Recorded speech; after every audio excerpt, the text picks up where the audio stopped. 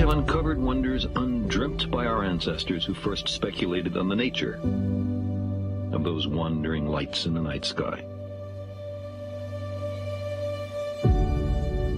We've crossed the solar system and sent ships to the stars.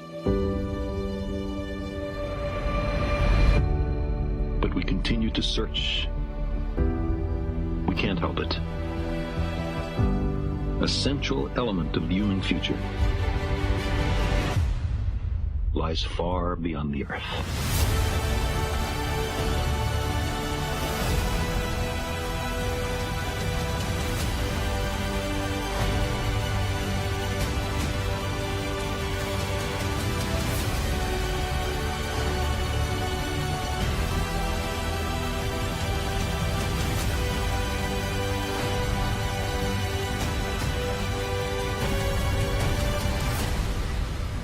If we crave some cosmic purpose, then let us find ourselves a worthy goal.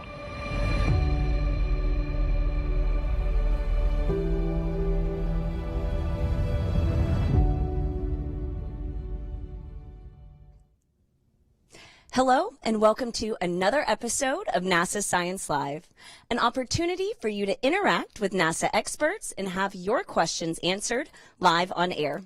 I'm your host, Tahira Allen, and today we are joining you live from NASA's Goddard Space Flight Center in Greenbelt, Maryland.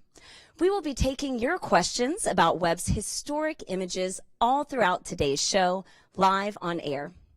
For those of you tuning in on social media, you can use the hashtag #UnfoldTheUniverse to submit questions or drop your questions directly into the comment box wherever you're watching this stream. This week, the James Webb Space Telescope released its first full-color images and data. And this is just the beginning. As the world's most powerful space telescope, it will examine every phase of cosmic history, from the first luminous glows after the Big Bang to the formation of galaxies, stars, planets, and the evolution of our own solar system. This is a huge moment, marking a new way to see the universe beyond where we have ever been, beyond time itself. Let's take a moment to pull back the curtains and see what Webb has revealed. This first image of a galaxy cluster takes us back 4.6 billion years, giving the deepest and sharpest infrared image of the distant universe to date. This graph, the most detailed of its kind, shows the distinct signature of water in the atmosphere surrounding a hot gas giant planet that is orbiting a distant sunlight star hundreds of light years away. In this image of the Carina Nebula, Webb peers through cosmic dust, revealing previously invisible areas of star birth. Covering about 1/5 of the moon's diameter, this is Webb's largest image to date, showcasing in rare detail a group of interacting galaxies known as Stephan's Quintet. And some stars save the best for last. Webb captured a dying star's final performance, sending out rings of gas and dust for thousands of years in all directions. So now that we have seen these incredible images, let's talk to our experts. I'm joined today by Dr. Alex Lockwood, Webb Project Scientist, and Dr. Nestor Espinoza, Webb Astronomer, both from the Space Telescope Science Institute. Thank you both so much for being with us. Thanks for having us. Thanks to hear. So the big day is here. We've seen the images. We have the first data. Nestor, I'm going to start with you as our astronomer. Can you talk through what Webb's new images show us that we weren't able to see before? Well, Webb is revealing a universe to which we were a little bit, it's invisible for us, right? It's looking in eyes that we don't have, in colors of the light that we are not able to grasp. But right now, thanks to this beautiful machine, we're able to see the birth of stars in ways we've not explored before. You know, galaxies far, far away, and even distant exoplanets with impressive detail. So, I'm beyond stoked to be here talking with you about this. Yeah, absolutely. And you mentioned seeing in colors that our eyes can't see. Webb has this ability. What's so great about that? Like, what do those colors show us about the universe? Right, depending on the physical process that you're looking at, it can give you a ton of information. For instance, let's look, my expertise is in exoplanets, so of course I'm going to go back there. Yeah. And for exoplanets, the infrared holds the hidden molecules that are the most important for us. When you hear water, when you hear carbon dioxide, when you hear methane, all those molecules are hidden in the infrared, and that's why we have to go there. That's why I'm so excited to see all this flow of data through these images that we can explore together. Absolutely. And so we have this clear view. We know that the instruments are working. Alex, as the project scientist, can you shine light on how Webb will take humanity's knowledge of the universe to the next level? Well, it's really complementary to what we've seen with a lot of the telescopes, especially Hubble. Hubble does visible wavelengths and infrared, and James Webb does infrared. And it's kind of like if you look at the human body, we can see a body, we see people every day, but you go to the doctor's office and you get an x-ray and you can see your bones, you can see what's inside someone. And it's very different than what you see when you're looking at the person, but it tells you a lot more information, and it's complementary. It's the same thing. James Webb it's not an x-ray telescope, it's an infrared telescope, but it's the same idea that it gives us a completely different but very informational view of things that we've already seen with Hubble and things that we have yet to see. Amazing. And so it's my understanding too, like this is just the start for Webb. So these are just the first images and the first showcasing of its capabilities. So Alex or Nestor, can y'all give us an idea of what images and data we can expect in the first year of science? Yeah, absolutely. There are lots of programs that are scheduled from astronomers across the world. I think there's over 40 countries that people have gotten data that they're going to get data from.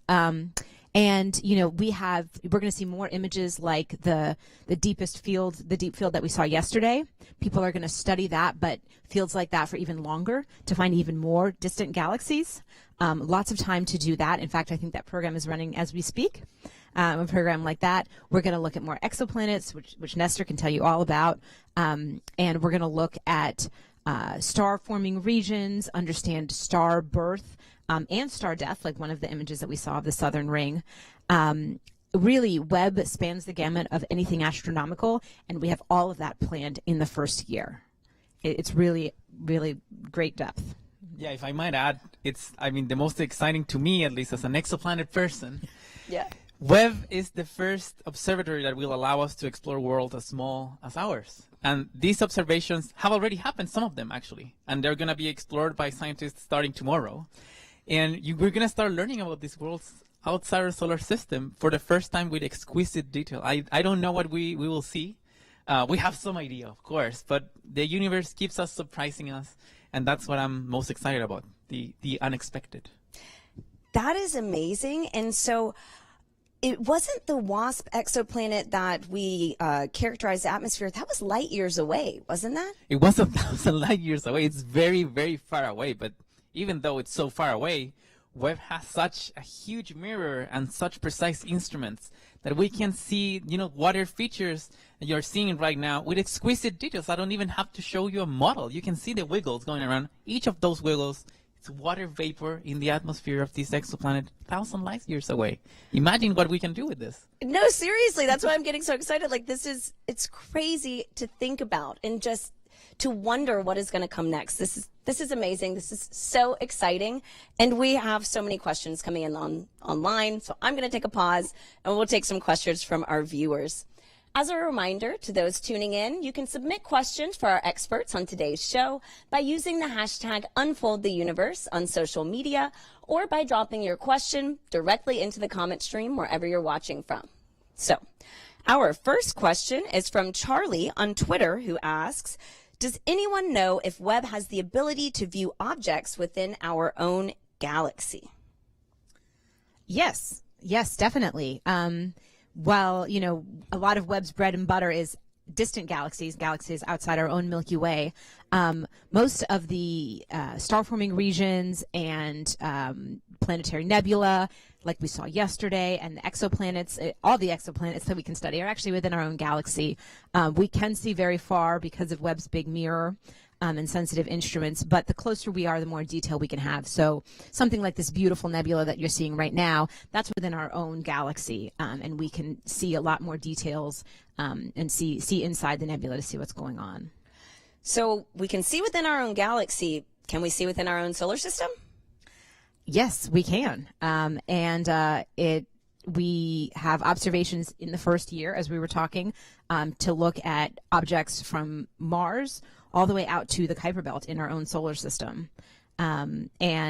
I mean, that's amazing. That's really exciting to think about. It's going far. It's going close to home. It's going to be great. And so let's move on to Nick from Facebook, who asks, can the JWST be pointed towards an exoplanet and get a clear image of it? Nestor? Well, actually, part of the observations that are going to be made, it can get what we call a direct image, which is really like a little blob in a plot, so you won't be able to see these artistic representations that you typically see from these exoplanets. But we can get direct light from some very young, hot, and distant exoplanets out there. So there's some modes. In particular, there's one mode that it's called a coronagraph, which is like, when you're in the street and there's too much light and you put your fingers on top so you don't get, too much light on top. Mm-hmm. That's exactly what we're doing with the star that the planet orbits. So we try to block it with a little needle, basically, which we have some ways of doing it on board. And we're able to see like a little dot going around, and that's the planet. So yes, there will be some observations of that with Webb, which is quite amazing on its own. Yeah, and what does the coronagraph tell us? Well, the coronagraph actually tries to remove the star, because the whole point, and this is very interesting to think about, we're able to get light from the farthest away galaxies, right? So very, very faint things. People always ask, like, well, how can you not get an image from a planet? They're closer, right? The problem is the star. The stars are so bright that you cannot just see like the faint point of what is the planet right on top of it. So you have to remove it somehow, and these coronagraphs just remove the light from the star, so you can have a pristine look at the planet. That's a little dot. Okay, cool. That's so interesting. And so Claire on Twitter asks, how does JWST know where to zoom in to capture the images? That's a good question, and that is actually decided by astronomers worldwide.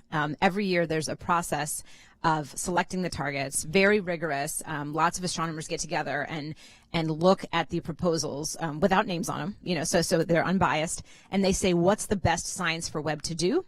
And then once those targets get chosen, then we put them into our calculators on Webb, and we point Webb. But where it looks specifically at any given time is based on the science target, and those are proposed by astronomers across the world. Nice. And isn't Webb just very efficient? I know we were talking before that it's really kind of making it a little easy on astronomers right now. Could any of y'all talk to that? Maybe, yeah, I can jump into that. I mean, the way in which you get from the data to the results, it's incredibly fast. This is a story that we both were part of within producing these very first images. Like the analysis of the exoplanet, in one day we have like one spectrum already. So in one day, these things, with previous instruments, they took like years, like tens of years even for some instruments. But now Webb, it's so stable, it produces data so pristine that you're able to extract information right away from it. So that speaks of its efficiency at observing how the data is reduced, etc. So it's gonna open up, it lowers the bar so people can jump and do science on their own much faster, much quicker, and much more efficiently. So yeah, and I'll add that deep field image that we saw with all the galaxies in it, that was taken in less than 12 hours with Webb. And a similar image that wasn't as sensitive took over 100 hours with Hubble. And so you're talking about 10 times faster to get even more data. That's really good efficiency. I mean, I think it's safe to say that it was worth the wait. Yes. Webb is doing some great things. So moving on, we have Holger on YouTube who asks, what interesting observation is planned of objects within our solar system? Yeah, that's a really good question. So we are going to look at, just like we're studying with exoplanets, the atmospheres. We're going to look at the atmospheres of planets within our own solar system, the ice giants and the gas giants. There's a lot of beautiful cloud structure in Jupiter and Saturn that we're going to study, as well as the moons of those planets to understand the entire system more. And again, look at these molecules that Nestor was referring to, methane, carbon dioxide, that are very strong in infrared wavelengths. So I actually have a really good follow-up question to that. On Parith Viraj on YouTube asks how these photos are useful for space scientists and other scientific communities. So while we do get this data, I guess, could you talk a little bit about how it might be applied? Sure. Yeah. So these images actually, whenever you're seeing these beautiful colors on these images, you're reading physical processes happening in them. And this is the first deep field image. One of the important bits on this, you can see a star there, like the brightest dot there. That's a star.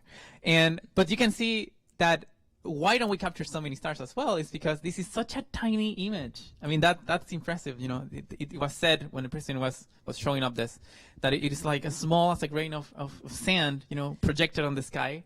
So that, you know, that speaks wonders of what you can get out of this. But yes, stars do photobomb like galaxy images, but you know we know how to deal with them. Mm-hmm, mm-hmm. And the closest star, we built a giant sun shield to block that light. Yeah. So The sun, yes, of course. That's funny. So Emma on Twitter asks, "Hey NASA, I was wondering what's coming next. What are the next targets for Webb, and how often will we be surprised with new images and data?"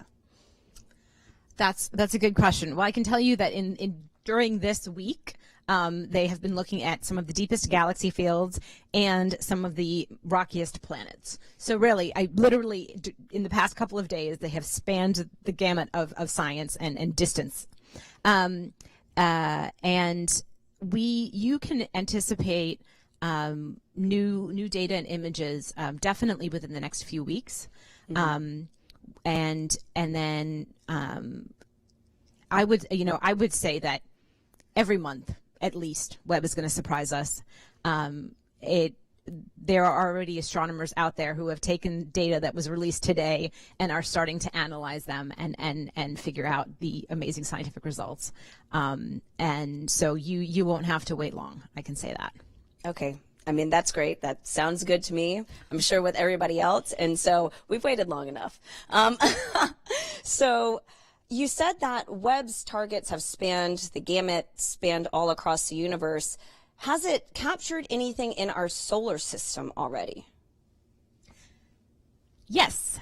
So actually, during the 6-month commissioning process, there was an image taken of Jupiter to test some of the modes to make sure that it wasn't too bright, to make sure that we could track Jupiter as it moves across the sky, because objects in our solar system move much faster relative to distant things. And so those were successful images, and you can see them here.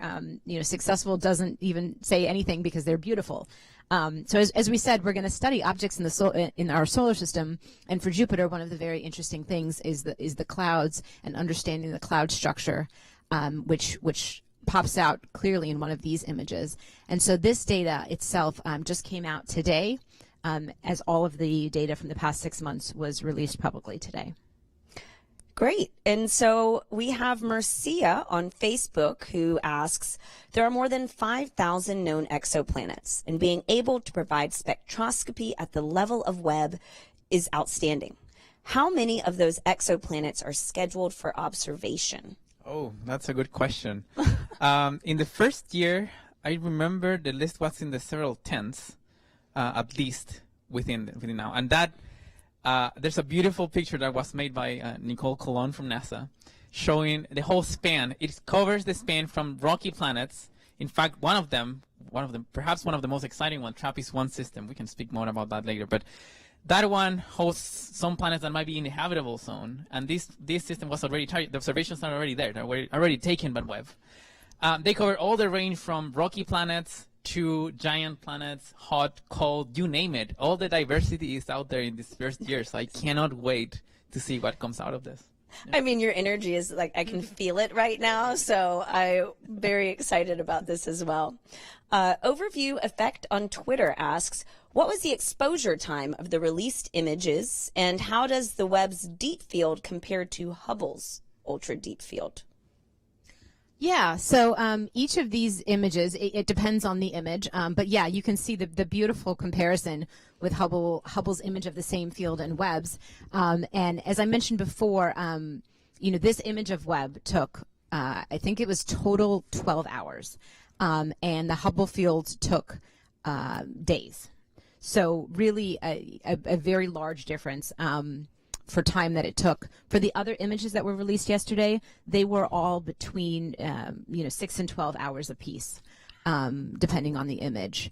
And yes, Webb is just as powerful as Hubble, and I think these images really show that they're complementary, and Webb has the beautiful resolution and added detail. I mean, it's amazing. It's like going to the eye doctor and getting your glasses updated. You can see clearly now, and this is incredible. So, Nestor, I've got a good one for you. Wild Dogs OG on Twitch asks, I wonder why NASA looked at WASP 96b first instead of Proxima Centauri or Alpha Centauri or even TRAPPIST-1. That's an excellent question. First of all, the Proxima and Alpha, they're too close, they're too bright, but we'll find ways to figure those one out. Okay. But WASP 96b is a very, very interesting planet on its own. So the story goes that when we look at other exoplanets with Hubble, whenever we look at a hot giant exoplanet, we find clouds. And that's no surprise if you, like in retrospective, that was no surprise. Because when you look at the solar system, all giant planets have clouds. But then this one, the features that Hubble was seeing, and also ground-based telescopes were seeing, are so distinct that there was this belief that maybe it didn't have clouds. And that was very weird. Like I was personally weirded out by this. So, NASA made the excellent selection to go with this planet to figure out, what we will see with Webb size. And guess what we found with Webb size? Clouds. Yes, we found like some very, very distinct signatures of clouds. So if you look in detail, with a detail as precise as what Webb Ice presents to us, you actually found things that you believed that they were not there before. And that was exactly the case with WASP 96b. So I think it teaches us a lesson. And I tell you, we have people from the scientists right now trying to figure out all the little details, trying to model the data from the picture that we released. So it's exciting on its own. It's a very, very exciting system. It is exciting, too, to just hear that we have learned something that we didn't expect in just the first observation. Again, This is just the start. And so that is incredible to think about. So we have Tara Blakeham on Twitch who asks, what were your thoughts and reactions when you saw the colorized pictures for the first time? What did that feel like? When the first image was taken of the Carina Nebula, which is that beautiful landscape that we saw yesterday, the first image, just one color of the image, was available. We immediately downloaded it and just looked at the raw data. And I literally teared up because there was so much structure just in one color, and you can see it in the image. The structure equals scientific potential, because those details are where you extract all the nuance in the story and the science. And I teared up. I could not believe how good Webb was. Better than expected. It's been really emotional. I can imagine, Nestor. Yeah, no, I had the same. And the beautiful thing was seeing the process, the process of yes, you get, color by color, and you start adding. It's like making a painting of the universe, right? And you're right there, sitting in this big table with these beautiful images just being made, and being these, amazing human beings next to you, being able to share that with the world later. It was a whole experience. So it was a very, people typically think that we scientists, like, very, very smart. This was a very human experience of sharing, of amazing, each other, of, just peering into the universe with these pictures. It was amazing. Yeah. We sat in a room literally every day for the past month, a group of about 30 of us, scientists and artists, and looked at these data as they came down, and it was a privilege. It was amazing. And yeah, as Nestor said, it was a team effort, and the human element of trying to do the best by this mission, by, humanity, to really wow people. And Webb brought it. Yeah, absolutely. That's the best way to put it. So, Alex, Nestor, we will be back with you in just a bit to answer some more questions from our viewers.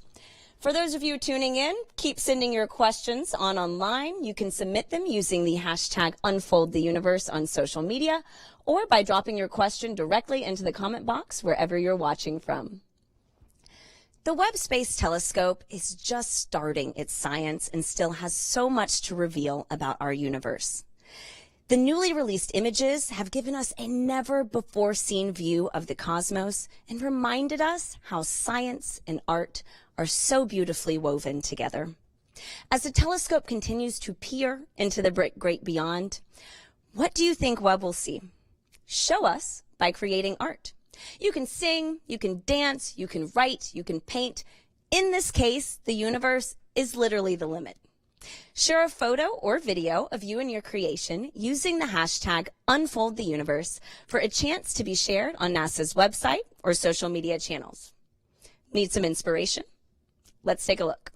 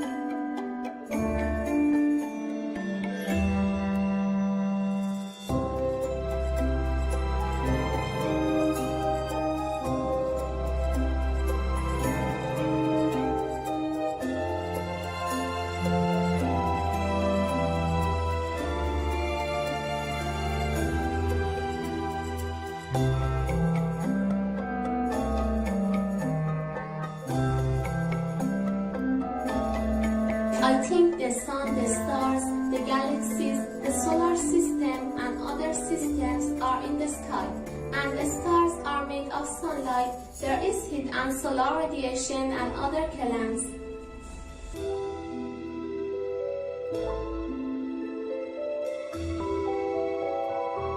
Este telescopio para tomar muchas fotos y bonitas.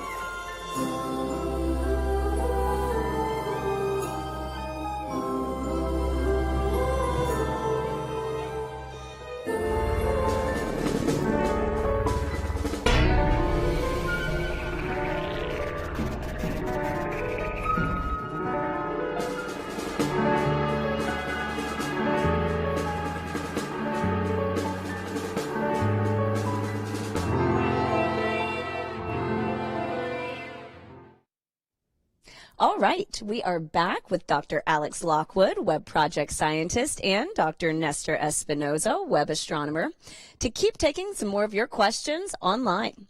If you're just tuning in with us, be sure to submit your questions using the hashtag #UnfoldTheUniverse on social media, or by dropping your question directly into the comment box wherever you're watching this stream. Yesterday, communities around the world were hosting special events for Webb's image release, and we received a video question from one student named Olivia, who is part of the Girl Scout troop of Tropical Florida. Let's take a look. Hi, my name is Olivia Galvan, and I'm from Miami, Florida. And my question is, will the James Webb Telescope give us more information about the Earth's climate change? Great question, Olivia. So, Nestor, Alex, what can Webb tell us about Earth's climate change? Well, this is an excellent question, Olivia. Thank you very much. Well, the reality is that Webb has this promise, of being able to explore distant exoplanet atmospheres even for the ones of planets that might host habitable conditions, maybe even similar to Earth. So that allows us actually to start peering into the diversity of atmospheres out there. And that actually teaches us, where maybe our atmosphere might end. And therefore, or how many other types of atmospheres end. And that can actually, inflow into our understanding of our own climate change here on Earth. Mm-hmm. Alex, what are your thoughts? Yeah, well, to me, climate change is a really big question and a big challenge for humanity to take on. And that's actually just like Webb. 20 years ago, people had big, audacious questions about the universe, and then we built exactly the perfect, incredible tool to answer those. And it was an international collaboration. That's the only way that it was possible. And so I think, tackling Webb and tackling climate change are similarly audacious challenges, and we've proven we can do it. So I really think that gives us hope for the question of what we can do for climate change. I mean, absolutely. Seeing what Webb has done, that leaves me hopeful. So, I mean, that sounds great. Our next question is from Tesla Hype on Twitter, who asks, what might Webb teach us about dark matter or dark energy? Well, these detailed images that you were just seeing about galaxies, there's some of them for which you can see such exquisite details as to, where certain populations of stars are hidden. Or, even some of the dynamics you will be able to see about these galaxies. That's the key for investigating dark matter, for instance. Dark matter is one of the parts that dominate the whole dynamics in these galaxies. And therefore, it will definitely tell us new clues about how dark matter is spread through different types of galaxies. There's even, the hypothesis that maybe some galaxies might not have a ton of dark matter, for instance, but those are very, very faint. But then Webb has such huge mirror that it can actually peer into those with very, very, enough detail to tell you, oh yes, maybe it doesn't have. So all these questions, yes, it will enable us to answer them. And in terms of dark energy, this strange thing that it's making in the universe to not only expand, but expanding in an accelerated fashion, like every second it's expanding faster. Because Webb can reach out to the most distant galaxies, it can actually teach us a ton about how this expansion happens at different positions, at different times even. So yes, definitely, it will allow us to peer into details that we have not had the chance to before, for sure. Yeah. So one thing that I think is really cool is how we tend to use different telescopes. We use data from multiple different telescopes to get an even bigger picture of the universe. So will Webb be complementary to any of the other space telescopes that are already out there, or that might be coming up in the future? Alex, you want to take this? I mean, absolutely. You can already put Hubble and Webb images side by side, and you see that there's additional information that you can get from both of those images. And, in terms of studying the scales of the universe and dark matter and dark energy that we were just talking about, the LIGO mission, the LIGO telescope that measures gravitational waves, it has found some incredible pairs of rotating neutron stars that helps us understand Einstein's original equations. Webb has the ability for when a unique phenomenon like that happens, Webb has the ability to stop what it's doing and go look at that to provide additional information. And there's actually a system between telescopes where they can alert each other to say, there's something really important and timely going on in the universe. Let's look at it together to get added information. And so Webb will be part of that as well. So telescopes can phone a friend, and oh my gosh, that's amazing. That is a fun fact. So Wait 1 Minute on Twitter asks, how do scientists separate stars from galaxies in such pictures? Well, the structure tells you a lot about that, first of all. The fact that galaxies are, we have a name for them, diffuse sources or not. I can't remember actually now the word. But we know which sources are like galaxies or more diffuse, while stars are very, very pointy points in the images. There's a point, though, in which, especially for the faintest stars, in which it gets kind of tough to separate between them just from an image. So you have to go and get more data. There's a point in which it gets challenging, but for most of them, we have a pretty good idea on how to do that. I actually have a great follow-up to that. So Aeronanis on Twitch asks, how do you convert the data into such colorful photos? Ooh, you want to take this? Sure. I mean, the data come down, as ones and zeros. But basically, what you do is you focus on one color of light at a time, and on your infrared detector, you say how much light is being collected on any given point on the detector. And so you actually have like a spatial map for where the light is coming in. And the more light you get, the brighter it is in that one wavelength and that one color. And then we take many color pictures, individual wavelengths, and then add them together to make color images. It's a process on its own. It's that whole art. We have experts in-house back at Space Telescope that did all this, and seeing this work unfold, unfold the universe, was like magnificent. How we humans can make this happen, these beautiful images. It's a whole process that I loved. Yeah. It is, and I'm glad that you said that, and you alluded to it earlier about how Webb is truly an international mission. Didn't over hundreds of scientists and thousands of engineers work on this mission? Over 20,000 people make this mission happen. So it's a huge team effort, right? Mm-hmm. And now over the next year, there's over 1,000 people who are scientists who are going to use the data. And that's just people who already know they're going to use the data, and there's going to be a lot of more people who jump on it. It has only been possible with an international collaboration in all of these people, and it will, its legacy will extend, and the scientific discoveries will extend as more and more people, and really the next generation of scientists, take this on as their mantle. Speaking of the next generation, we have Alex, who is 12 years old, who asks, what is the maximum distance that Webb can see? Good name, Alex. So Webb, we anticipate that Webb is designed to look back about a light travel time distance of 13.6 billion years. So to within about 150 million years of the Big Bang. And it's hard to put these numbers in perspective.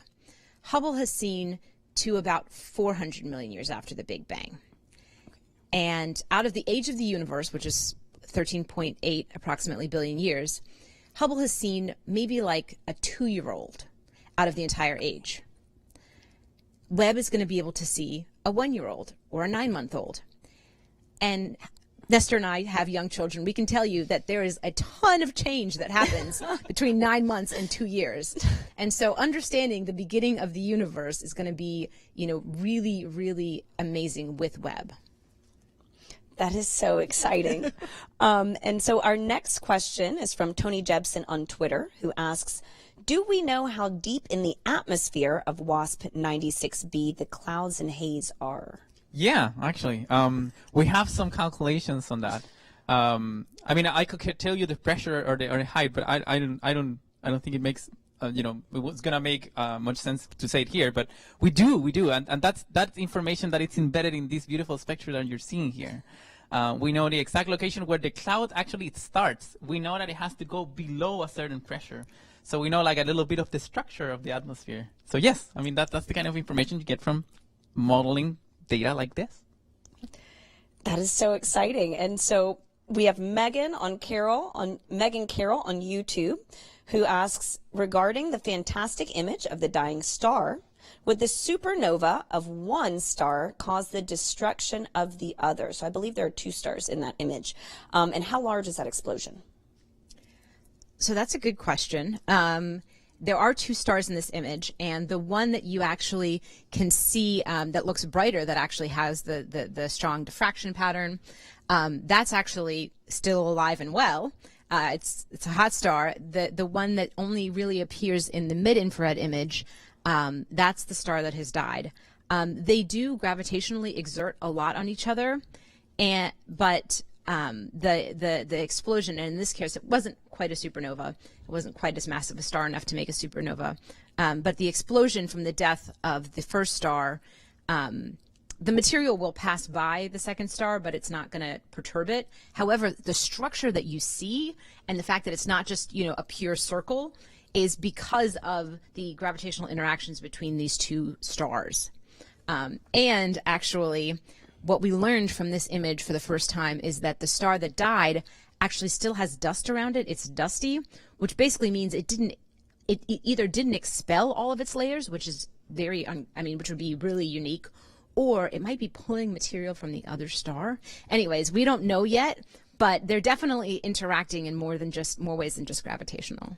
Wow, a lot of mysteries to unpack there. So that's really cool. We have Armed Camp on Twitter who asks, the pictures that we're seeing from the Carina Nebula, how old are they? And how many years ago did what we're seeing actually happen? Guess how many light years away was that nebula captured? I don't have that off the top of my head. Yeah, me neither. That's okay. Armed Camp, that information is on nasa.gov in the Webb feature for that image. Yeah. But I think that does bring us to another good question. Can either of you put into context how big a light year is? Sure. I mean, you all play with lasers, right? Like these laser pointers, right? So, if you point a laser pointer to an object that is 1 light year away, it will take 1 year for that ray of light to get there. So if you were trying to, share Wi-Fi with your friend at 4 light years away, it will take 4 years for them to actually get your Wi-Fi signal. So you don't really want to do that, right? It's a very, very slow process. But that's basically what a light year is. It's the amount of time that takes, it's the distance to which light can travel basically in 1 year. Yeah. And to give you another sort of piece to measure it on, pun intended, the light travel time between the Earth and the Sun is 8 minutes, and that's 93 million miles. So 8 minutes into an entire year is a lot more than 83 million miles. Yeah, I was like, I'm not even going to try to do that math. It is just a lot more. It's a very large distance. Yeah, that's good to know. We have Pyro on YouTube who asks, will JWST help us identify habitable planets? And so I know we've talked a little bit about how we can study the atmospheres, but we can study more than just water vapor, right? There are multiple different molecules. How does that all play together? Yeah, so we're going through these questions through layers. The thing to understand is that our planet, in habitable conditions for our planet, are very far away from our host star, the sun. Because the sun is relatively hot to most stars out there. But the stars that we're going to be exploring with Webb, they're typically very cold. So in order to feel the same heat, just as a radiator, you have to get closer. So the planets that we're going to be studying that have what we call in the habitable zone, that receive heat similar to what we feel here on Earth from the sun, they're much closer to their stars. So the very first question is, do these planets retain their atmospheres? And the reason for that is because the stars, they are very much alive on their own, and they have, some of them are very active, and therefore, if the star starts to go a little bit crazy and have these spots, it's fine for us. Mostly telecommunications are impacted, but our lives more or less follow on. Yeah. But for these other worlds, if there's some activity in the star, then that might blow off their atmospheres even. So it's very dangerous to go there. So if you're thinking to go to the next habitable planet close by, please don't. Wait for us to investigate that first. But we want to figure out first if they have an atmosphere. Once we figure out if they do, next we start saying, okay, which elements does it have? So we go step by step, and then once we figure out what they're made of, then we can say, the atmosphere has conditions that might sound like what we call habitable here in the solar system. So if we found, for instance, like a very dense atmosphere like the one that Venus has, that's a place you don't want to go on vacation also. I'm thinking a ton on vacation because we've been 6 months in commissioning, right? So vacation is a very, very nice word in my mind. So depending on how dense or what molecules does these planets have, we might start getting closer and closer to what we call habitable. So that's how it goes, by layers, slowly, step by step. Each layer sounds exciting, though. Right. So it's going to be great. We've got these observations in the first year. Everybody stay tuned. So our next question is from Documentary Library on YouTube, who asks, are the colors in the Webb images real? Basically, if we looked at them right now, is that what we would see? No. They are false color images because the whole point of Webb is that it's what we can't see. Hubble has basically the same eyes that we do in visible wavelengths, but Hubble gives us a completely new view. In order for us as humans to be able to look at these, we translate the colors. So basically, we just, if you think of colors like what we can see, A, B, C, D, and then infrared would be E, F, G, H. And so we just say that, instead of E, it's now A. Mm-hmm. And we just take infrared colors, which are wavelengths, and we make them into visible colors with like our eyes. But if you look at an image, something that's red on the image is redder in space. So it's a real representation, but they are false color images because that's the only way that we could appreciate them. Otherwise, we'd show you a blank page and nobody would be very excited. You'd be like, oh, okay, well, this is great. That's really where, the intersection, I kind of feel like science and art, we're weaving that together. So we have our next question from Minister of Casual on Twitch, who asks, is there anything we as the public with no background in astronomy can do to help contribute to analyze the images and data from Webb? Wow, that is a great question. Yeah, I mean, well, there's different ways you can approach this, I guess. I mean, just by looking at the images, you will probably, and I've heard this from the public, sometimes they ask such great questions like, what is this? And we ask the experts, and the experts are like, I don't know. So you can figure out on your own. In the past previous missions, there has been some projects that have emerged as what we call citizen science. Mm-hmm. In which we put some challenges and we process a little bit the data, and then we show that data through the public, and then the public can also help. This is how galaxies have been discovered, planets have been discovered. So I could imagine that this same idea could be envisioned with a mission like Webb. What do you think, Alex? Yeah, I definitely, I think that there's definitely citizen science projects in the future with Webb, and just supporting science so that, the work that needs to get done and these beautiful telescopes that need to get built are supported by our country, by our government, and so people who believe in and support science, and there's no reason not to believe in it because it's true, until we prove it wrong. And that's the beautiful cycle of science. Just supporting science is really the best that anybody can do. And as Nestor said, asking questions, those oftentimes lead to things we didn't even know we wanted to study. So we have Sarge on Twitter who asks, can the general public request telescope time with Webb, and will the data be made available to the public? Yes and yes. So anyone in the general public can propose.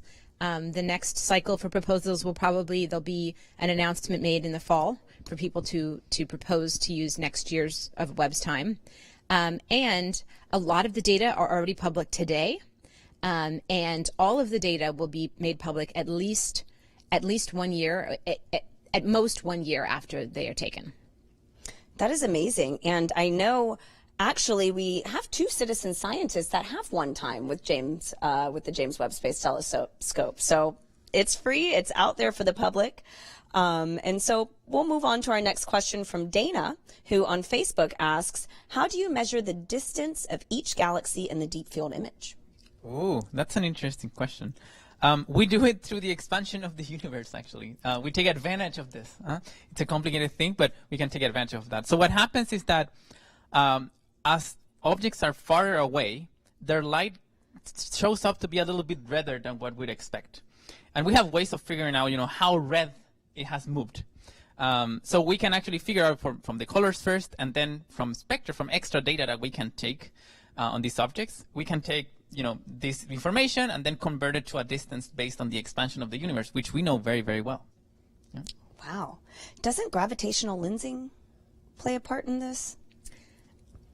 Yeah, so gravitational lensing actually helps us see even farther back because when you get a massive cluster of galaxies, their mass actually distorts space-time according to Einstein's gravitational laws.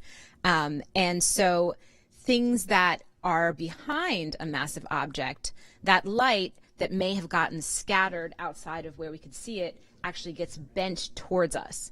And so they act like a magnifying glass for objects that are behind them, giving us access to more distant galaxies. Wow. This is so cool. And so we only have about 1 more minute left, so this is going to be a quick one.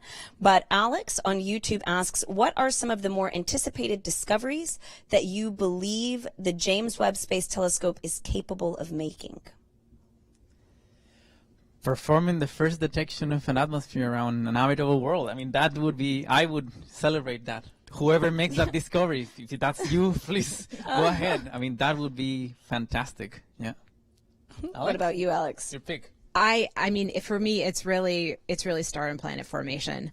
Looking into these beautiful stellar nurseries and peering back the dust, saying, yes, there is a star there, let's study it. And then being able to look at the gas, the dust, the star, and potentially even baby forming planets to see exactly what is going on.